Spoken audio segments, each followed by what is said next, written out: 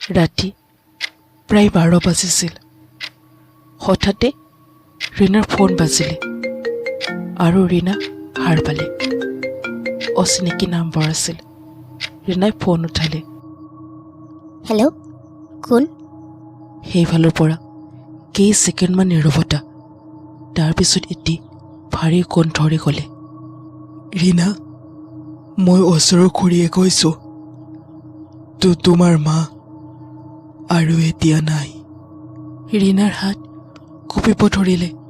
ফোনটো প্ৰায় সৰি পৰাৰ নিচিনা। কি? কেনেকৈ? নাজানো ৰীণা। আজি সন্ধিয়া ঘৰৰ ভিতৰত তাই অকলে আছিল। ইয়াৰ আগত ৰীণাই একো শুনা নাপালে।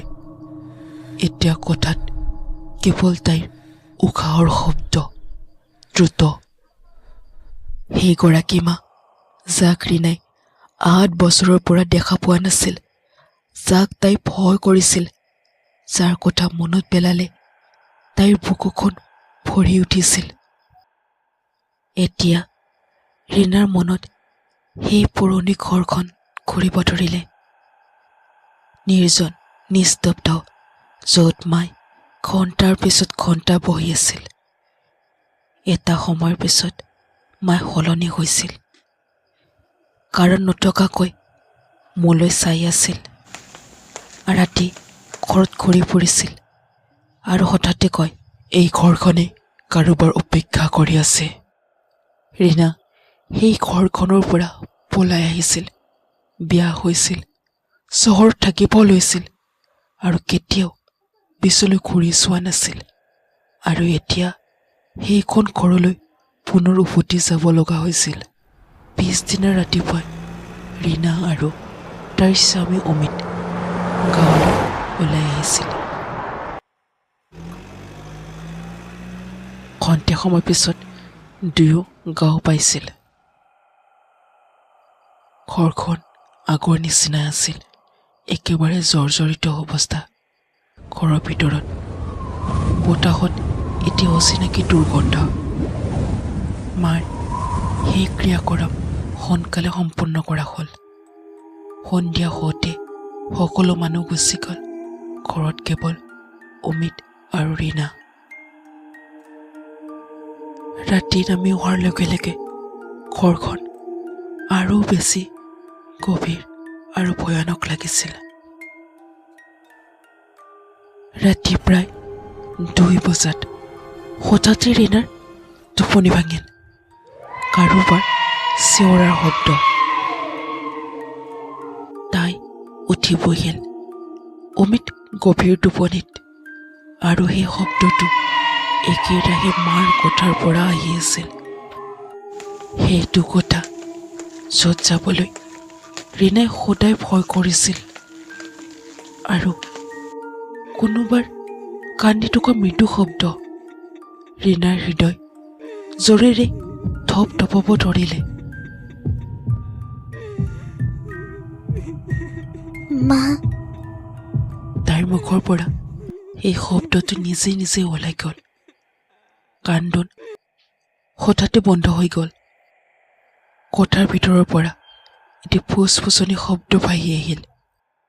তই শেষত আহিলিনে?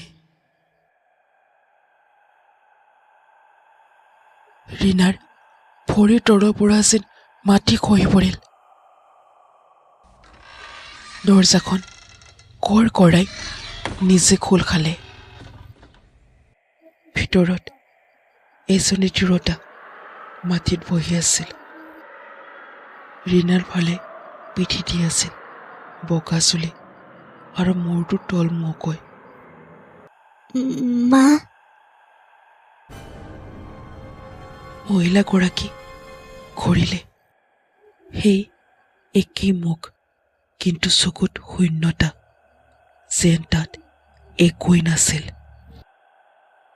তই মোক এৰি গৈছিলি, এতিয়া মই তোক যাবলৈ নিদিওঁ। ৰীণা চিঞৰিব খুজিছিল, কিন্তু তাইৰ শব্দ ডিঙিতে ৰৈ গ'ল। ঠিক তেতিয়াই তাইৰ পিছফালে কাৰোবাৰ হাঁহিৰ শব্দ শুনিলে।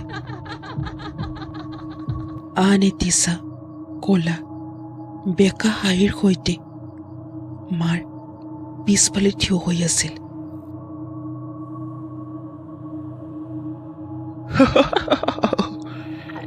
এইটো মাত্ৰ মোৰ শৰীৰহে আছিল। মাকৰ শব্দ গুজি উঠিল। প্ৰকৃততে মই কেতিয়াও অকলে নাছিলোৱেই। ৰীণাৰ চকু খোল খালে। তাই নিজৰ বিচনাত আছিল আৰু অমিতে তাইক মাতি আছিল। কি হ'ল? ভয়ংকৰ সপোন দেখিছিলা? ৰীণা কঁপি আছিল। আমি এতিয়া ইয়াৰ পৰা যাব লাগিব। দুয়ো অতি সোনকালে তাৰ পৰা ওলাই গ'ল। যাওঁতে ৰীণাই শেষবাৰৰ বাবে ঘৰখনলৈ চালে। খিৰিকীৰ কাষত মা থিয় হৈ আছিল। এইবাৰ মা ভয়ংকৰ লগা নাছিল, বৰঞ্চ খুব ক্লান্ত লাগিছিল, যেন কিবা ক'ব বিচাৰিছিল। মোক বচাব নোৱাৰিলি, এতিয়া তই নিজক বচা। আৰু মাৰ পিছফালৰ পৰা সেই কলা চাহটোৱে হাঁহি আছিল। খন্তেক সময়ৰ পিছত সি সদ্যও গাঁৱৰ পৰা ওলাই গ'ল।